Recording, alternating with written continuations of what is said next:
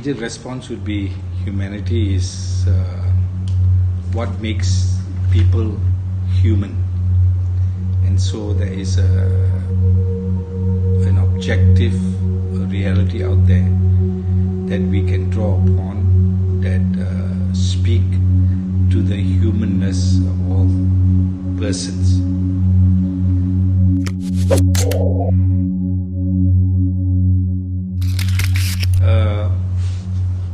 In the case of our country, or in a large part in Asia, the Asian people have the chance to live a life in close relationship with the diverse ethnicities, cultural identities, and religions that comprise humanity. So they are born into a particular context, but they grow up having neighbors or having interactions with people who are different from their own ethnic or religious background. You must also realize that Asia is also the cradle of civilizations. And so you're talking about centuries of living together and of seeing humanity as a melting pot of cultures, ethnicities, and religion. So I think that's a beautiful sort of image that we can use. So now we bring it to our own context in Malaysia. I think that same experience is thrust upon us if we live in Malaysia. We see that there are people different. We see that there are people worshipping differently, and we see people interacting with each other. And there is good positive stories of that interaction, and there are negative and not so positive stories from the other side. Every citizen in Malaysia have to discern this reality, and the basic instinct as human persons is that we respond with a human heart. Simple things is that in the neighborhood, if somebody is in difficulty, the tendency to help is there. When there is a natural disaster that plagues one community or one state in the country, Malaysians, all races and religions and creeds come together and help. In the market, for example, they know somebody who has been serving them is not well. There's a tendency to also do something good to show your love and concern. So there's so many of such unselfish, outflowing spirit of common humanity in Malaysia. That's a reality, and that's what makes Malaysians have the ability to smile and to enjoy the diversity. But the sad part is that when it comes into questions of control and power in the realm of politics, then people draw sharp distinctions. And people draw the sharp distinctions on the basis of encouraging or not encouraging, of cultivating fear. And so the ethnicity of one is defined by the fear of the other.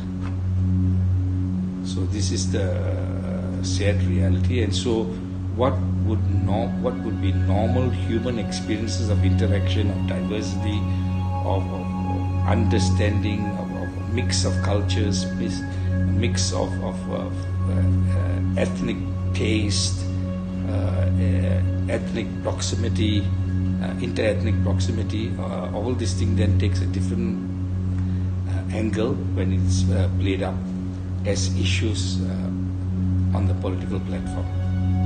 So, for example, they would say a mosque cannot be close to another temple, which in many parts of the country in old times, one street you could have 3 or 4 places of worship. It was never a problem. In fact, it helped people appreciate the richness of religious belief people had, and a healthy respect for each other's practices. But now, of course, in order to insert an element of fear, they say, oh, if the mosque is too close to a temple, if the mosque is too close to a church, that will confuse the people and it will cause trouble in the future. So these things come into play, and these are all driven by ideological considerations.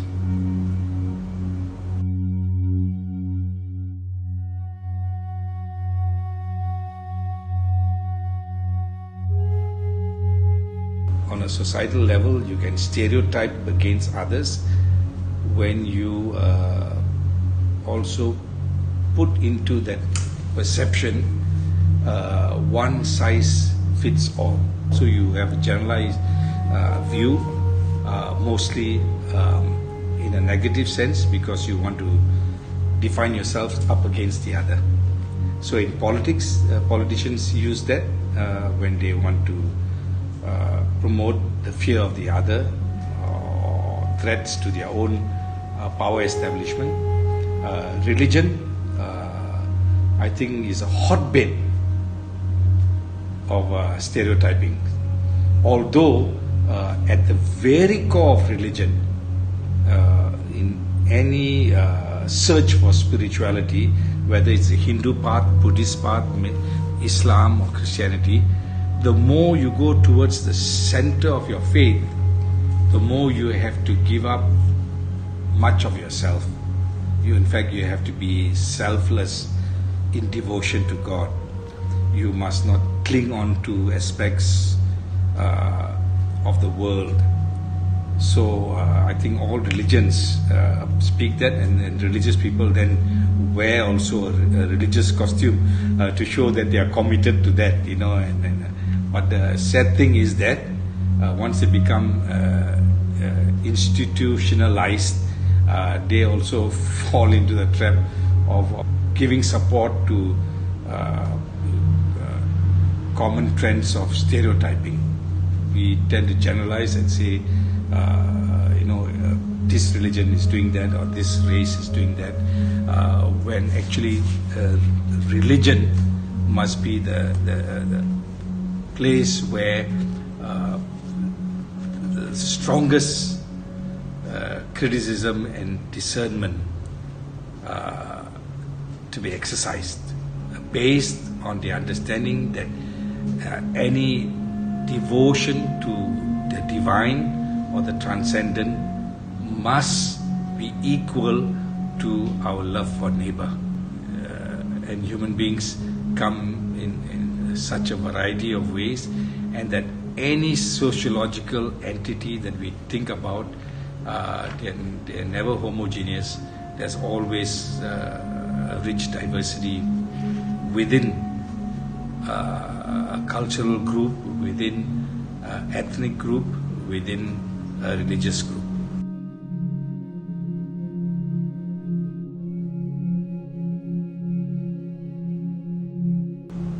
I think the only way we can approach human life is on the basis of our humanness. There's a common humanity that we all experience, and we have language that helps us define that common humanity. We have our physical needs that reveal that common humanity, and we have the experience of common reality. So if we are living in Malaysia, we are all experiencing Malaysia the same way. We are living in a kampung, we are all experiencing living in a kampung the same way. So that's in all aspects that this is common humanity. And I think that's the starting point. And we can only relate with each other when we are interacting with each other on the premise of our common humanity. So, give one simple example would be when you go to a house and somebody says, "Sudah makan," right? And you can say it in Bahasa, you can say it in Tamil, you can say it in Chinese, you can say it in Iban, you can say it in Kadazan. They all have this tradition, and that's the most respectful and honorable thing to say to a person who you welcome to your house, and that is whether I can share.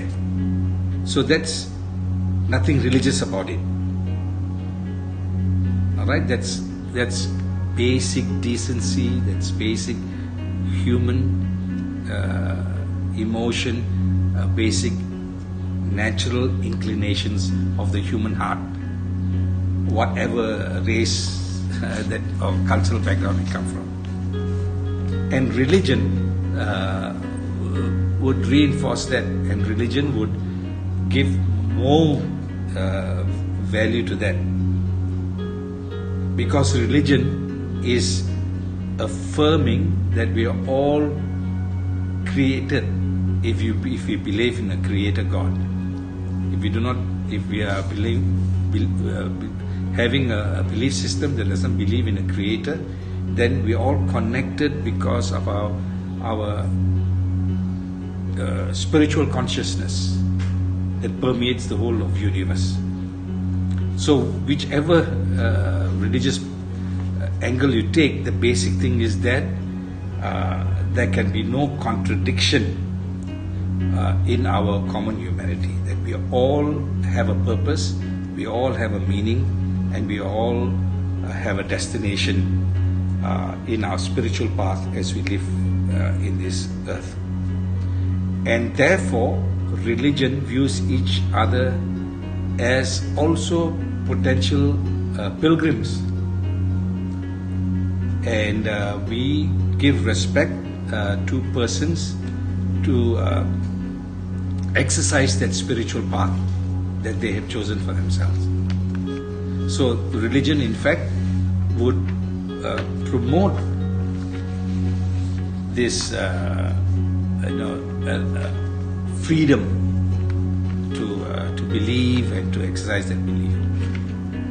The downside of that is that, of course, religion takes a very narrow perspective and somehow draws a line that some human beings or those people with faith are the ones who will have the right path, and all the rest will go on to damnation or something. And that's where the difficulty is. So I think there can be no contradiction whatsoever. Either religion helps to give more beauty and more harmony to human life, or it provides a roadblock that makes it more difficult for people to live together. Sadly, in many places, religion is more a roadblock, and too many traffic light perspectives that make it difficult for people to relate with each other.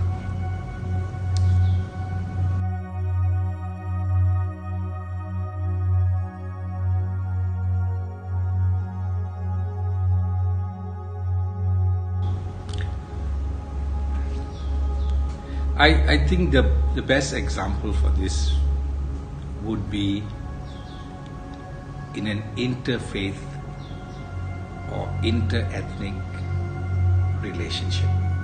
And in Asia, in fact in the West now also, it's a growing phenomenon. There's a lot of interethnic, interreligious marriages. Any human marriage will have to contend with the pressures of modern society and bear the toll that it may impose on family life, which may draw the family closer together, the partners closer together, or in some instances they separate and they break up. That has nothing to do with the religion, although religion may be used as a factor. But in those families where they have managed to deal with modern pressures in a creative way, they have drawn from whatever they have, from their cultural background, from their religious background, from their modern living background. And when you look at that family, you find that they are a microcosm of the point that you have made, and that it is possible that the human heart is able to bring a Chinese and a Malay together, an Indian and a Chinese together, Kadazan and a European together, or whatever. This mixture shows that that human beings can, and the children that come out of that union are comfortable at home, and they carry in them, if they become self-conscious people, the beauty of both things. They can laugh at some of the inadequacies of their own cultural aspects, but on the other hand, they see themselves as a person who can enjoy Indian food, and enjoy Malay food, and enjoy Chinese food, or fusion of that food and things like that, and they feel very comfortable with that. So that is just perhaps a very small example, but we can draw upon many examples that show that people share a common humanity. In very severe instances, like in a prison, you can find there's a stronger bonding under persons who have been held in captive, or say in a football match, when the team represents Malaysia and is made up of all the different races. There's an enthusiasm that this that we are all just human beings carrying the aspiration of the nation, and bringing pride and joy. So all this reflect in very common human aspects, and therefore it touches the hearts. I give you a good example. I'm married to a German, and so my daughter is a mixed Eurasian, and she has both, and you have to ask her about how she did. But there's one song she likes very much, and it's very strange because she has not experienced kampung life, but she just loves it, and she has of course taken the trouble to understand the meaning of that song. It is by Sudirman, Balik Kampung. You know that song? Yeah. And you and I will resonate with that because we know what it means, and it's a very nice word. Balik Kampung means go back to family, go back to roots, go back to the bosom of my existence. So in her case, why is it that she's finding this song so attractive? She has not experienced kampung life, but she has experienced life in Germany with her relatives there, and then life with the grandparents here, my parents, and she has learned from my parents how it was in the early days, or how my mother used to work in the villages and so on. And then she draws a connection between the two and say that doesn't matter whichever part of the world, the bonding of family, the closeness of kampong, and the celebration in family life, especially with the festive seasons, is such a beautiful thing. And therefore I can identify with the song Balik Kampung, and it becomes a song of the aspiration of the heart, that as long as I'm in Malaysia, Malaysia is Balik Kampung. So that's just an example, but I think it's a very powerful one to show that the human heart has this capacity to transcend race and religion.